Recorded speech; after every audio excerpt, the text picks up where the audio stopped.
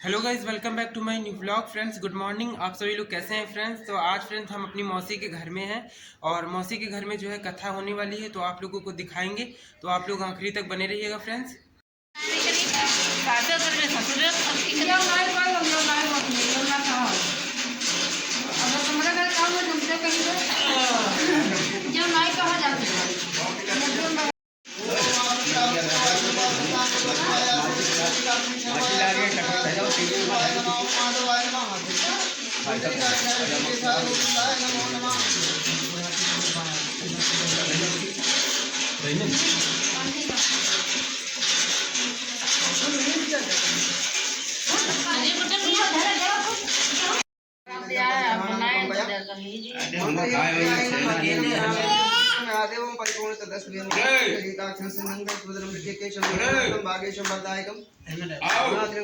गोविंदम गणपतिम जनार्दनम जनातीतम जानकी वल्लभम हरे। बना लेगा बढ़िया, खराब तेरे को फोटो दिखाने ओम नाभ्याक्षता शुक्रा तथा लोकां कल्पयन्ना पूर्ण गणेशाय वरदाय श्रद्धाय लंबोदराय सकलाय गदिताय नागारनाथ विभूषिताय गौरी सुताय गणनाथ नमो नमस्ते। हरि ओम ब्रह्मा मुरारी त्रिपुंडकारी हम ये बचा दशा गुरु शुक्रा शरीराव के तो सर्वे ग्रह शांति कराओ। तो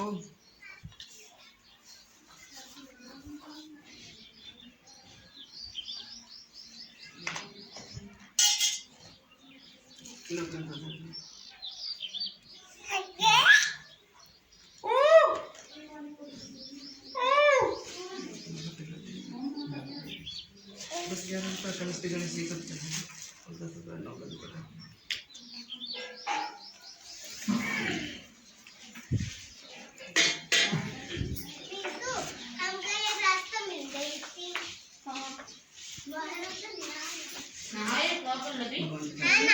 यज्ञोपवीतं परमं पवित्रं प्रजापतिं साजं पुरुषात् आयुष्यं प्रथमं शुभ्रियं यज्ञोपवीतं फलमास्ते।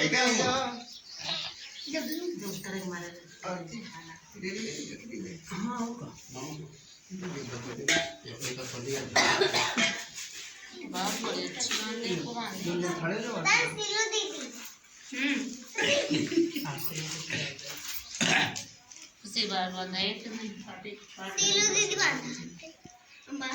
हरि ओम चंद्रमांशु जाता चक्षुर्मे सूर्यो जाय श्रोता द्वय प्राणाश मुखादग्निर्जायते जानिकां जपापाञ्जनमांसुतानि जातान्तानि विशन्ति प्रदक्षिणां द्वारा दुरादर्शां पुरुषकरीषिणी ईश्वरी सर्वभूतानां संशुनन्तो दक्षिणानां समर्पयामि।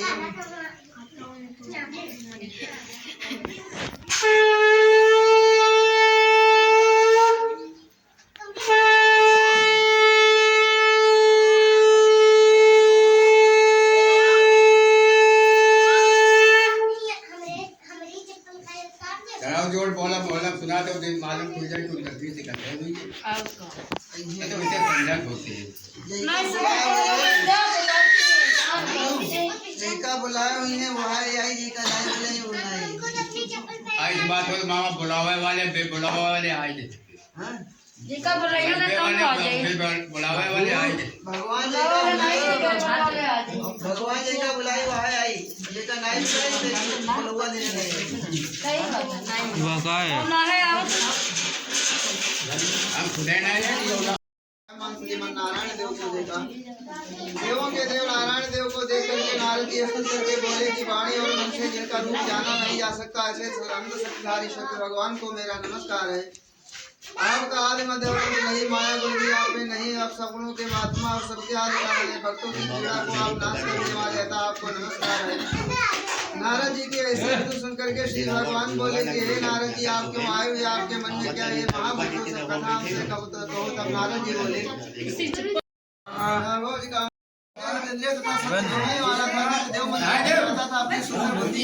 ब्राह्मणों को दान देकर के संतुष्ट करता था। उसकी स्त्री मोहित का चांद के समान वे दोनों भद्रसेना का व्रत कर रहे थे। उसी समय में वहाँ एक व्यापार के लिए बहुत नाव साथ में लेकर गया है। वो साधु धन से भरी हुई नाव किनारे पर खड़ी करके राजा के पास आया और उनको व्रत करके नम्रता पूर्वक पूछने लगा कि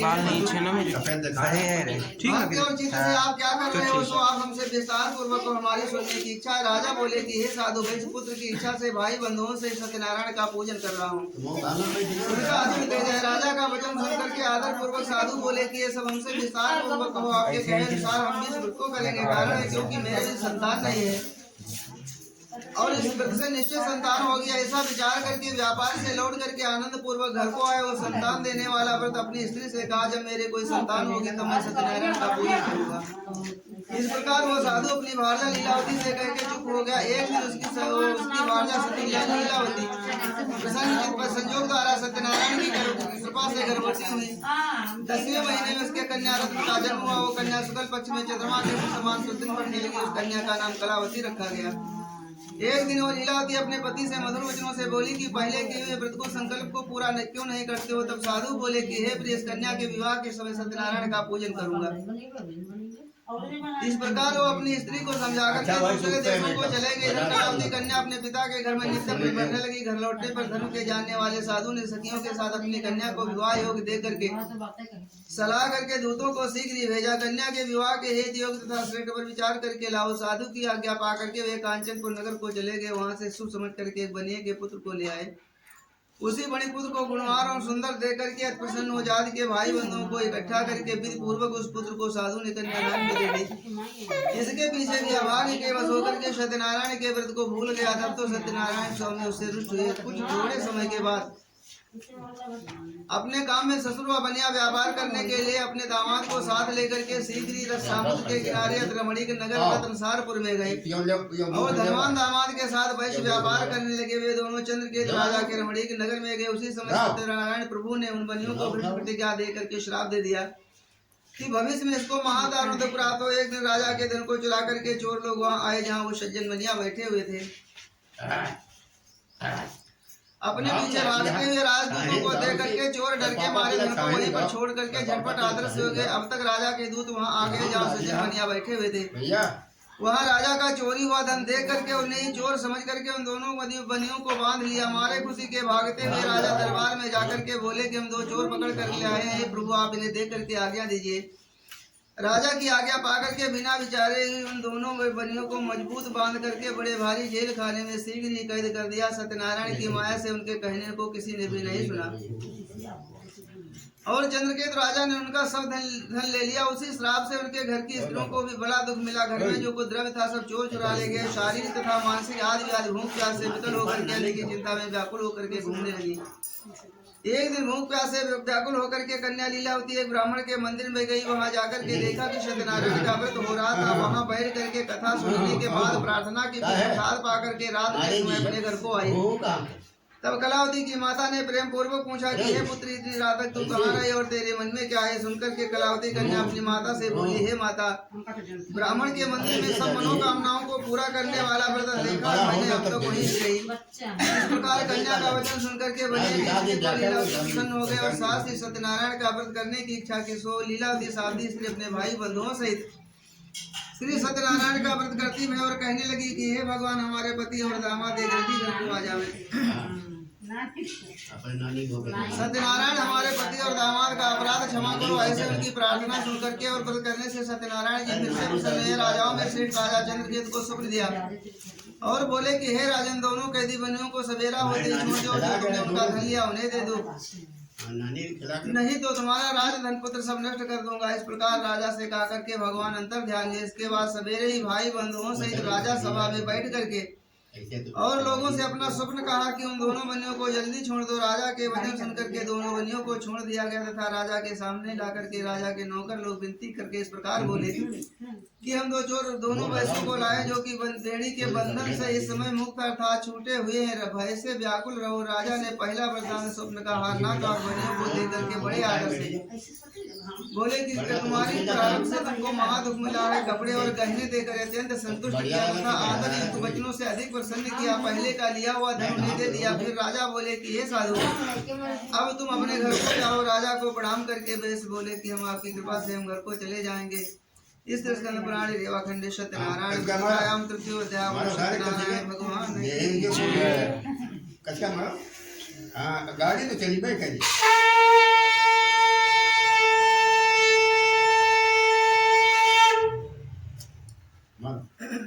मारो मजा बंद नहीं सूतवाचित्राकरण शास्त्रकृतवान साधु मंगलायाम पूर्विकाम ब्राह्मणे ब्योदन तात नगरंजय के दूरे के साधु सत्यनारायण प्रभु जिज्ञासा कृतवान साधु की मसितो नो सितम्मा सूत जी बोले कि उन बनियों के मंगल विधान यात्रा आरंभ की, ब्राह्मणों को दान देकर के नगर को जाने लगे। उन वैश्यों के कुछ दूर जाने पर सत्यनारायण ने उनके मन की बात जानने को उनसे पूछा कि तुम्हारी नाव में क्या भरा है।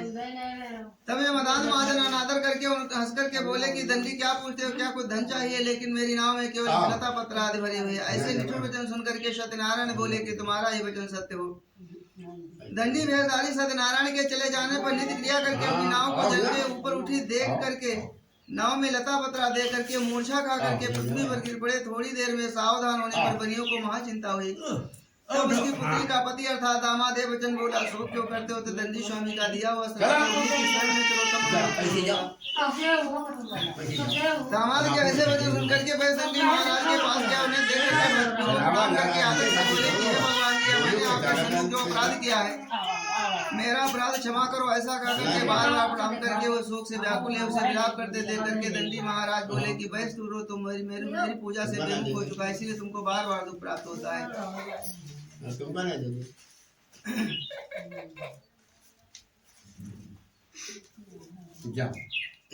मैं तो मूढ़ मानुष हूँ, भला आपको कैसे पहचानूं? आपकी माया में मोहित हो रहा, आप सब प्रसन्न हुए और जैसा मेरा धन आप कर दीजिए, पहले जैसा मेरा पहले जैसा सब धनादि कर दीजिए। मैं आपकी शरण में, मेरी आप रक्षा कीजिए। वैश्य को मांगा बढ़ दे करके वहीं पर अंतर ध्यान हुए। तब वैश्य बोला, सत्यनारायण की कृपा से मेरा मनोरथ सफल हुआ है। सत्यनारायण की कृपा से हर से परिपूर्ण नामों को यत्न से जोड़ करके अपने देश में चला गया। ये वैश्य अपने दामाद से बोले कि मेरी रत्नपुरी को देखो। फिर अपने धन के रक्षक दूत समाचार देने के लिए भेजा। वो दूत नगर में गया और साधु वैश्य की स्त्री को दे करके हाथ जोड़ करके मनचाहा वचन बोले कि दामाद और भाई बंधुओं सहित तथा बहुत धन के सहित सेठ जी इस नगर के समीप आए हुए। दूत के मुख से ऐसे वचन सुन करके लीलावती महा खुशी और सत्यनारायण की पूजा करके अपनी पुत्री से बोली कि हे पुत्री, मैं तो साधु के दर्शन को जाती हूँ, तू भी शीघ्र आना। माता के ऐसे वचन सुन करके व्रत को समाप्त करके बिना प्रसाद पाए पति के दर्शन को चली गई। प्रसाद त्याग देने से सत्यनारायण जी फिर से रुष्ट सब धन सही जल में नौका को डुबो दिया। तब कलावती कन्या अपने पति को न देख करके शोक से व्याकुल होकर के रोती हुई भूमि पर गिर पड़ी। डूबी हुई नाव तथा महादुखी कन्या को देख करके वो साधु वैश्य मन में भयभीत होकर के कहने लगा, क्या आश्चर्य हुआ? मल्लाह भी चिंता करने लगे और कहने लगी कि मैं अपने वैभव विस्तार के अनुसार सत्यनारायण का पूजन करूंगा। सबको इकट्ठा करके मन की ये बात कही। दंड के समान पृथ्वी पर गिर करके सत्यनारायण को बार बार प्रणाम किया। तब तो दिनों के पालन भक्त वशल भगवान फिर से प्रसन्न हुए और ये वचन आकाशवाणी से ये वचन बोले कि मेरे प्रसाद को त्याग करके तुम्हारी कन्या पति के दर्शन को आई। निश्चय इसी का कारण पति आदर्श हुआ है। यदि घर जाकर के प्रसाद पा करके आए तो अपने सज्जन पति के दर्शन को आए। कन्या कलावती बहुत जल्दी घर को आई। प्रसाद पा करके फिर वहां गई तो अपने सज्जन पति के दर्शन पाए। तब कलावती कन्या अपने पिता से बोली, अब घर को चलो, देर क्यों करते हो? कन्या का वचन सुनकर के वैश्य से प्रसन्न हो गया। तब विधि पूर्वक सत्यनारायण का पूजन करके भाई बंधुओं सहित जनधन अपने निवास स्थान को चला गया। आगे पूर्णमासी और संक्रांति को श्री सत्यनारायण का पूजन करने लगा। इस तरह स्कंद पुराण रेवाखंडे सत्यनारायण व्रत कथायाम चतुर्थोध्याय। सत्यनारायण भगवान की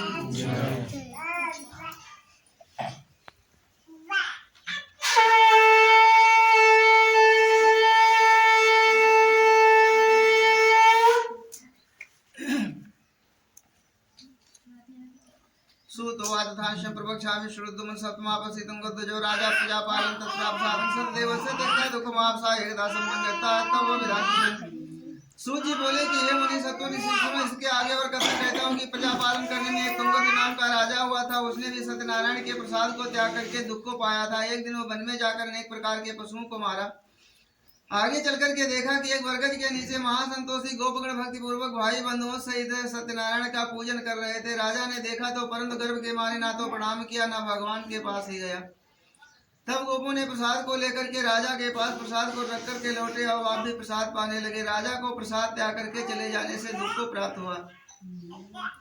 उसने निश्चय कर लिया कि मेरा सब सत्यनारायण ने ही नाश किया, इसीलिए वहीं जाऊं जहां सत्यनारायण का पूजन होता था। मन में ऐसा विचार करके गोपगणों के पास आया। वहां जाकर के राजा ने गोपगणों सहित भक्त श्रद्धा से विधि पूर्वक सत्यनारायण का पूजन किया। सत्यदेव की कृपा से उनके धनपुत्र आदि सब कुछ प्राप्त हो गया और इस लोक में सुख भोग करके अंत में सत्यनारायण के लोक को चला गया।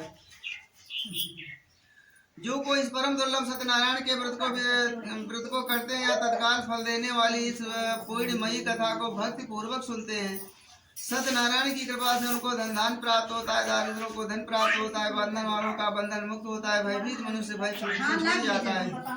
इसके सत्य होने में जरा भी संदेह नहीं। मनवांछित फल का उपभोग करके तुम्हें सत्यनारायण के लोक को प्राप्त होता है। हे ब्राह्मणों, मैंने तुमसे सत्यनारायण का व्रत कहा है, जिसके करने से मनुष्य दुख से छूट जाता है। सत्यनारायण की पूजा कलयुग में विशेष फल देने वाली है। भगवान सत्यनारायण को कोई तो काल कहते हैं, कोई सत्यदेव कहते हैं, कोई सत्यनारायण कहते हैं। इसी प्रकार वो भी नाना रूप धर करके सबका मनोरथ पूर्ण करते हैं।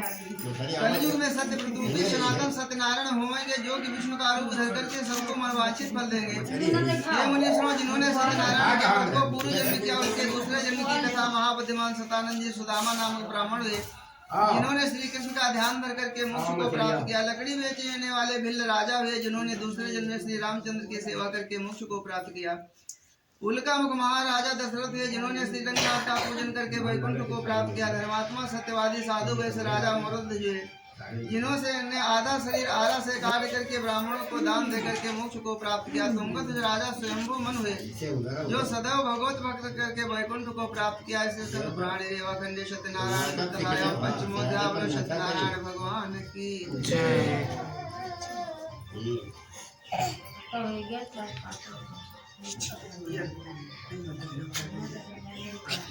ओम यद कुंजंबर मंगलोके सर्वरक्षा करना मन कशदा ख्यादं तन्मे भूमि पितामह स्वाहा। बोला जातीयं ब्रह्मचारिणी तृतीयं चंद्रघंटेति पुष्मांडेति चतुर्थकं स्वाहा। पंचमं स्कंदमातेति घंटं गत्यायनीति जासपूर्ण कालरात्रि जी महागौरी च अष्टमं स्वाहा। नमो सिद्धात्री च नव दुर्गा प्रीता उत्तान्यता नामादि ब्राह्मणे वो महात्मना स्वाहा। अग्निदाता जमानते सत्रमंत्र चौकी दुर्गे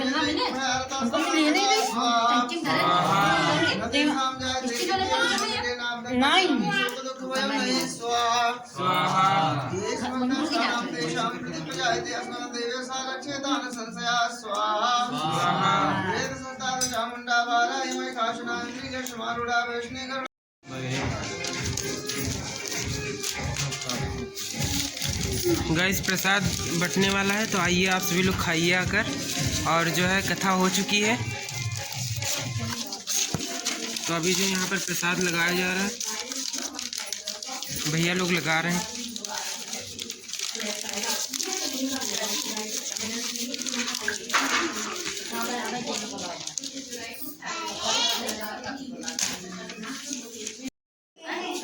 गाइस अभी कन्या खिलाई जा रही है, देखिए आप लोग। और यहाँ पर ऐसे कन्या खिलाई जाती है।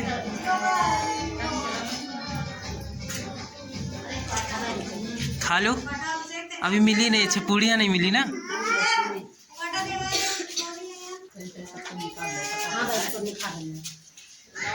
देखिए गाइस यहाँ पर पूड़ियाँ बन रही हैं।